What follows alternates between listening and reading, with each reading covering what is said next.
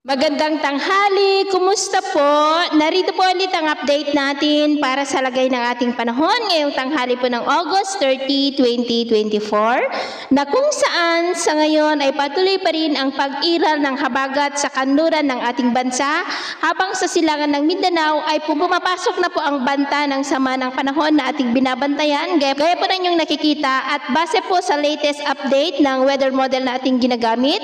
ay may posibilidad na lalakas yan bilang bagyo habang lumalapit po dito sa ating kalupaan. At kung maging bagyo yan, habang nandito sa loob ng ating area of responsibility, ay tatawagin po yan sa local name na Bagyong Enteng. Pero posible pa po na magbago ang forecast na ito, kaya atin lamang pong babantayan ang development po nito. At sa ating long range forecast, nakikita nga rito na ang LPA sa silangan ng Mindanao ay posibleng lalakas bilang bagyo sa susunod na mga araw at maliban pa dyan ay may mga banta rin na posibleng mabuo na bagyo sa silangan ng ating bansa lalo na po sa unang linggo ng susunod na buwan at ang development po naman yan ang ating babantayan. At sa lagay ng ating panahon,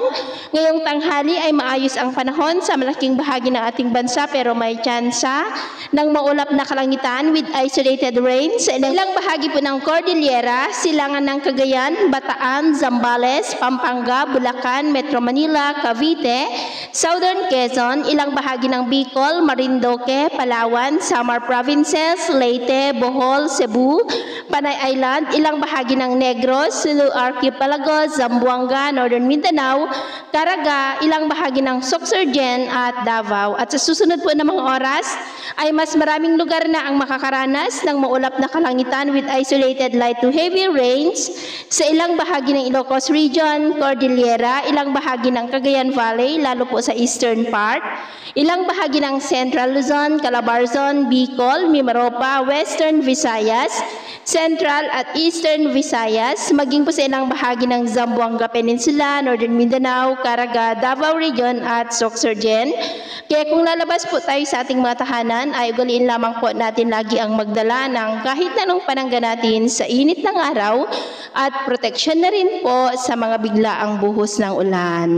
At sa atin naman pong mga baybayin, dahil pa rin sa habagat ay maalon po dyan sa baybayin ng Palawan. Kaya hanggat maaari ay iwasan muna natin ang papalaot dyan, lalo na po sa ating mga kababayan na gumagamit ng malilit na sasakyang pandagat para po mas makaiwas sa mga sakunang pangkaragatan. So yun po ng latest update natin sa araw na ito. At ako po muli si James na nagsasabing sa kahit anong pagsubok po na darating sa ating buhay, huwag na huwag po tayong mawawalan ng pag-asa. Thank you and God bless.